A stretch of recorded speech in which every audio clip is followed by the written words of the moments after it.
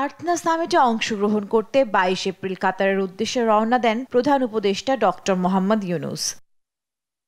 রাষ্ট্রীয় সফরে কাতারের প্রধানমন্ত্রী, 2 জন উপপ্রধানমন্ত্রী, বাণিজ্য মন্ত্রী, সিনিয়র অফিসিয়াল, কাতারের আমিরের মায়ের সঙ্গে দেখা করেন প্রধান উপদেষ্টা।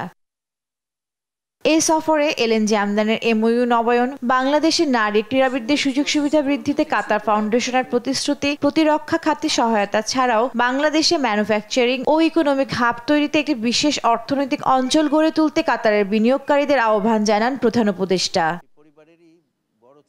তবে সফরটিতে নতুন করে কোনো এমওইউ কিংবা চুক্তি স্বাক্ষরিত হয়নি, যার জন্য এই সফরকে অতিরঞ্জিত করে দেখার কিছু নেই বলে মনে করছেন আন্তর্জাতিক সম্পর্ক বিশ্লেষকেরা। দুদেশের সম্পর্ক উন্নয়নে সফরটি উল্লেখযোগ্য মনে করছেন তারা। তাকে এটা যে ক্রিটিসাইজ করা হচ্ছে, সমালোচনা করা হচ্ছে, সেটাও অতিরঞ্জিত।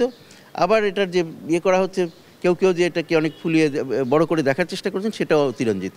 উনি একটা কাজে গেছেন, সেই সুযোগে আমাদের দুই দেশের সম্পর্ককে একটু নতুন করা যায় কিনা, নতুন গতি সঞ্চার করা যায় কিনা, সেটা চেষ্টা করছেন।